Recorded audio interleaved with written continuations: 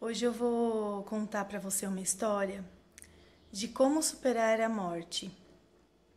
E quando me pediram para falar sobre isso, eu confesso que eu fiquei um pouco tensa e preocupada porque é um assunto muito complexo, né?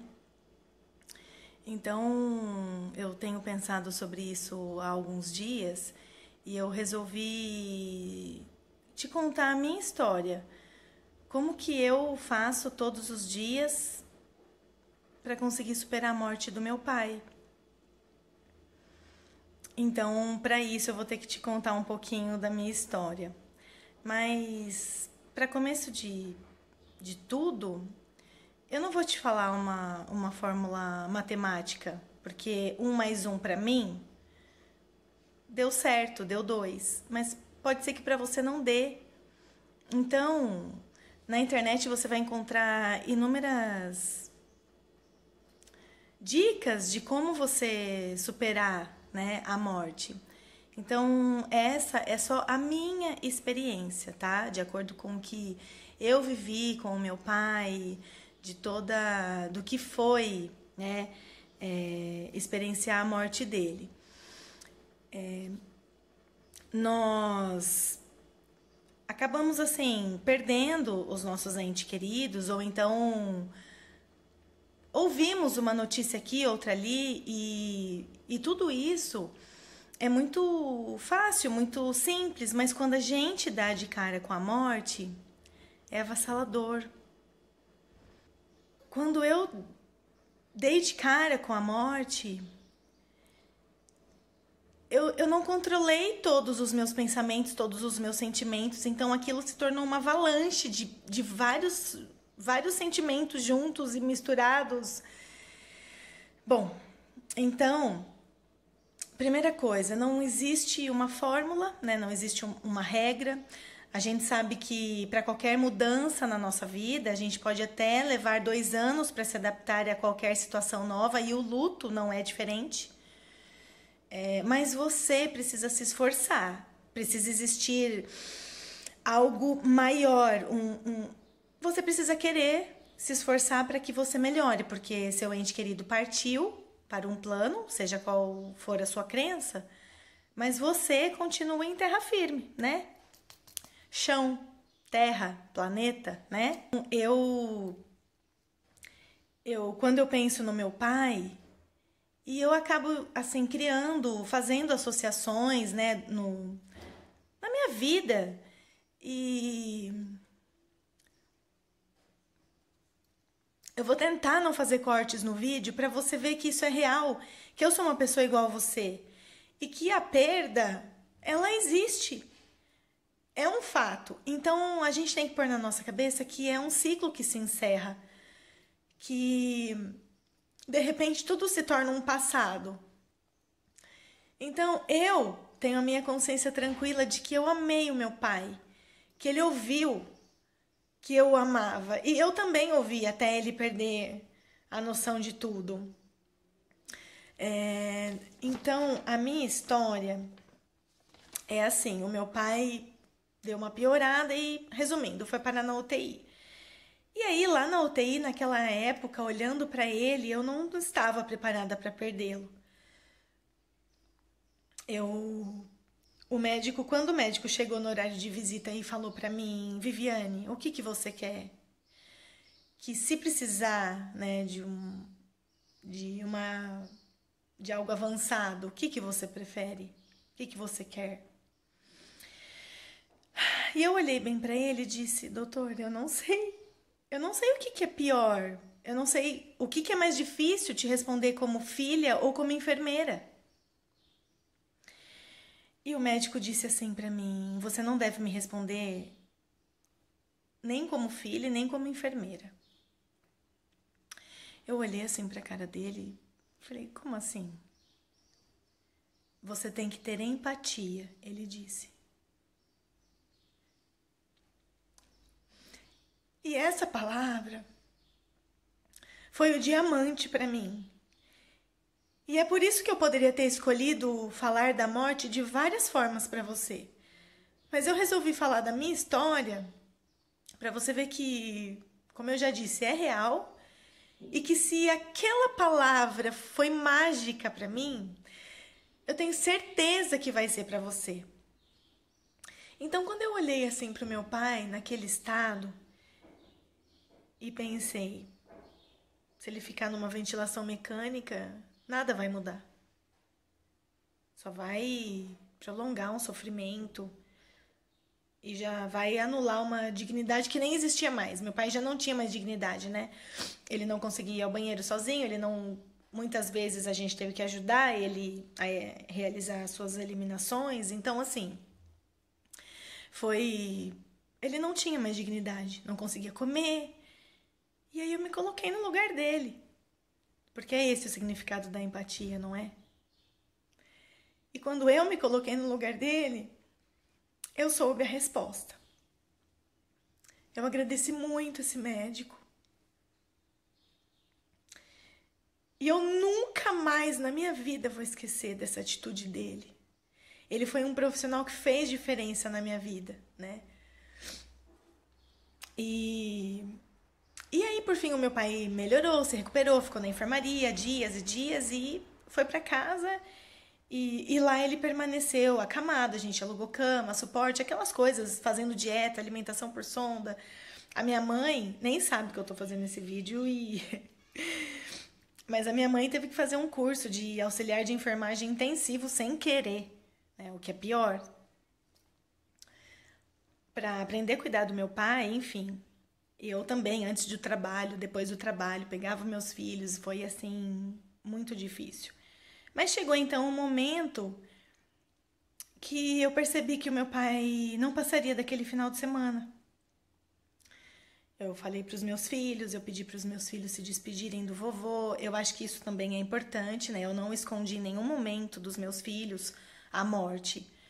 Existem vários relatos sobre isso, mas assim, a minha experiência, a minha visão de mãe é que os meus filhos têm que entender que existe a vida e a morte, existe a frustração, a alegria, existe todos os tipos de sentimentos. Eu não posso colocar os meus filhos em uma bolha. Eu tenho que mostrar para eles. Eu acho que isso é da minha responsabilidade, né? Mostrar e pedir para eles se despedirem. E eles choraram, né? O meu filho mais velho chorou e falou que não queria. E eu ainda expliquei que não, que a hora que o vovô fosse embora, ele ia voltar a andar sem dores, né? Sem todos aqueles remédios.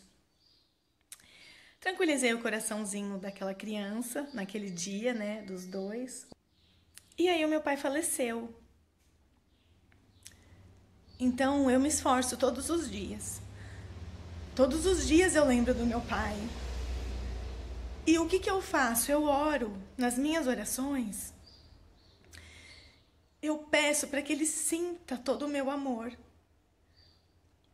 Eu peço para que ele sinta o quanto eu sou grata por ele ter sido o pai que ele foi para mim. Porque eu acho que pai e mãe tem sempre a ideia de que a gente tá errando, né? Eu sou mãe, eu falo, ai meu Deus, será que eu tô acertando com os meus filhos? Será que, né? E eu peço para que meu pai sinta que comigo meu pai não errou. Meu pai foi maravilhoso comigo, um homem... Pra mim, um pai exemplar, sabe? Então, eu sinto o vento tocar no meu rosto e eu associei a morte dele. Então, cada vez que eu sinto um vento, uma brisa que seja, eu lembro do meu pai e clamo por esse sentimento, que ele consiga sentir, de onde quer que ele esteja, o meu amor, a minha gratidão. E aí eu penso, como será que o meu pai quer me ver? Ele não quer me ver acabada, chorando, deprimida. A minha vida continua. Eu sou mãe, tenho filhos, trabalho, né? Existem outras pessoas que precisam de mim. O meu pai tinha uma doença crônica. E não tinha prognóstico, isso era esperado. Mas e a morte do seu ente querido? Um acidente repentino? Uma doença repentina que foi fulminante? Ou então, aquela criança, com toda a inocência, foi embora. Então esse vídeo é para acalmar o seu coração, que perdeu o seu ente querido, eu não sei de que forma, mas pensa na empatia, né? Se o seu ente querido sofreu um acidente, iria ficar sequelado, será que você gostaria de viver assim?